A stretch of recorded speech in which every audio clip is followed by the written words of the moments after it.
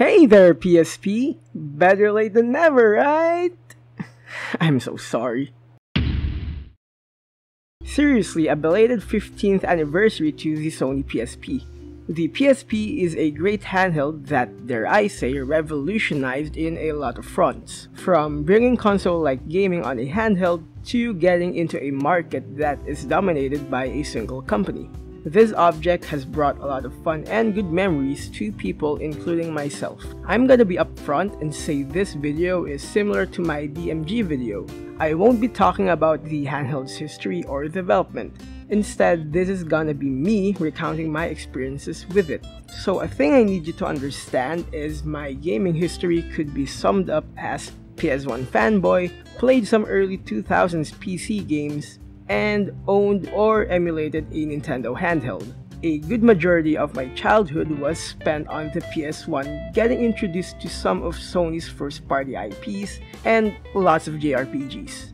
I mostly played on the DMG before my brother showed me our PS1, and I did own a GBA, but I didn't have enough new games for it. For the PC, well, due to temperature here in the Philippines, I can only use it at night when the AC is on. But I was an impatient kid, so that barely happened. So the machine was announced in 2003, but I never knew it was a thing until I think 07 or 08. I learned and got to try it out thanks to my brother-in-law, and I can still remember it really well. We were going through a blackout. My brother-in-law brought my sister home and he stayed for a few hours to hang out before going home to his place. He brought out the PSP and kid me went, "Wow, what's that? Why does it have Sony on it?" Then he said it was the PlayStation Portable, and somehow it all clicked to me. The funny thing is, the first thing I played on it wasn't even an actual PSP game. It was Pokemon Crystal on an emulator. It was weird. But if anything, it showed me that there were already emulators on the PSP, which I'll get into later.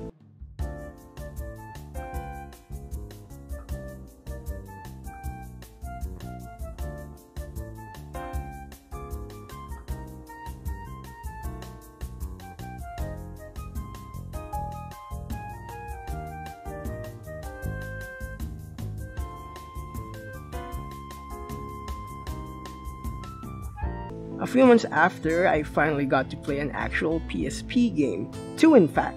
Mega Man Powered Up and the first Dragon Ball Z Shin Budokai. Not a bad way to get exposed to PSP games in my opinion. And it all went up from there. I told my parents I wanted one and I got one a few years later. Next thing I know, the PSP was my new PS1, both literally and figuratively. Heck, I never owned a PS2, so I might as well say this was my PS2. At this point, I didn't care which game I was playing as long as it was on the PSP. I didn't care if it was an older title, a newer title, or a re-release. Speaking of releases, there was one thing the PSP did for me out of gaming. It introduced me to the world of custom firmwares and console hacking. You might think it's not something special, but for kid me, it was. I own consoles and handhelds as is. I never attempted mods on them. Shit, I didn't even know they were a thing. I wasn't a hacker or a homebrew developer for the PSP. I mean, come on, I was a kid. But luckily, a kid can read and follow instructions on the internet, assuming the instructions were correct to begin with. I remember waiting for the newest updates of custom firmwares just so I can play some of the newer titles. Yes, I'm not ashamed to admit it. I was one of those guys. I use custom firmwares to run and play games from a memory card for free. And I think it was this shameless and technically illegal approach that made the PSP last so long for me. I remember learning for the first time the PSP file structures, knowing where to put songs, trying to find my save game data, knowing where to drop the ISO. I also learned about firmware updates and why they were important. Obviously, current me knows that firmware updates do a lot of things like patching security, improving performance, adding or removing new features. But man, to kid me, it was all about whether the new firmware would let me play this game that won't run on the custom firmware. Shout out to PATAPON for that one. It took months before I was able to actually play it. Going back to more official topics, I never really bothered with the initial and late reception to the PSP. All I know was that it was received well, but I don't actually know how well my support and user reception was as years go by. I assume the support was good considering it continued to have Sony titles and it got a lot of newer models too. But what about the later user consensus? Was this like the Vita that got known to be the Japanese games machine? Please, someone tell me down in the comments, I would love to hear about this. Speaking of Japanese games, the PSP was also my first introduction to Japanese dub English titles and English fan translations. I'm still waiting for the Amagami and Fate Extra CCC translations, damn it. I don't care if it takes 10 more years, it'll come out someday, I swear it. But yeah, this is why I'm curious about the later consensus on the PSP. There were a lot of Japanese games released on it, and some of them were really good. Sadly, some were Japanese only, but still. The PSP wasn't a perfect machine though. If there was one major gripe I had with it, it's the proprietary memory card.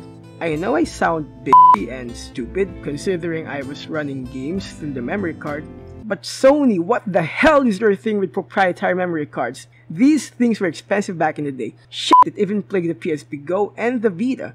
Just use standard SD cards like everyone else, damn it. As for the PSP Go, I won't be talking about this for this video. I honestly think it should be its own video, and I kinda want to own one first before giving my thoughts on it. However, I do have an idea on what people on the internet think about it, so I don't think it'll be a hard video to make in the future. Time to finally talk about the games I played. I'll be doing this in rapid fire because fuck it, why not? Ready? Start! The PSP was mostly a JRPG machine for me. I continued to play a lot of Final Fantasy. I remember being hyped for Dissidia, being entranced by Crisis Core, finally playing Tactics, and replaying Final Fantasy IX. The Tales series was a welcome addition to the JRPGs I've played. I know that they've been on older systems, but it was on the PSP that I first played them. My first entry was Eternia, which was really freaking fun and cool to me. Then I immediately jumped to the Tales of the World Radiant mythology, and I loved the custom character and the job class. Valkyria Chronicles was a quick dip to the series, and I do plan to actually try them out for real this time. Breath of Fire 3 was a fun blast from the past considering my first entry was Breath of Fire 4 on the PS1. Persona 3 Portable. Persona 3 Portable. Need I say more? There are of course plenty more JRPGs that I've played, but I want to talk about the other genres, so... God of War was what I considered the epitome of action games at the time. They were so good and I really loved the costumes you can get after a playthrough. I played a lot of Yu-Gi-Oh! Tag Force. I am not ashamed to admit that I've played all of them, from the first one up to the Arc 5 special, yes. I specifically liked the 5D's entries since it was a good balance between the GX and Arc 5 games. However, I would like to give a special mention to the first GX game because it's the closest thing I'll ever get to playing GOAT format on the PSP. PATAPON is freaking genius and you can't convince me otherwise. Warriors Orochi is the game that got me into the Warriors series. I remember playing the Japanese version first and was thinking, what the hell is this game? I've never played anything like this. This is amazing! Christ, I never expected to like Project Diva or rhythm games for that matter, but here we are. I'm not necessarily a fan of Miku, but I love the music, the gameplay, and the presentation. I really love the PSP, like seriously love it. At the time, I thought this was the perfect handheld. I never wanted the other handhelds or consoles at the time because I honestly thought I wasn't missing much. Fun fact, the PSP on the screen right now isn't my first one. My first one was the standard black 1000 model. I bought this one a year ago because I like the color, and I miss my PSP. I currently have a major regret with my black PSP. I wish I kept it around to attempt and learn disassemblies and fixes. I think I disposed it during a major house cleaning and I really can't justify buying a broken PSP just to learn how to fix one. I'm currently on a huge refurbishing binge and I would really love to give all the electronics some new life. In the case of the PSP, I want to learn how to change the screen, how to do physical mods, and do reshells. Despite my biases for this handheld, if you can get one for cheap then I suggest you do so. There are a lot of cool things you can do with the handheld and third-party support has been really great. Here's to more years with it. Thank you for watching, and I'll see you in the next video.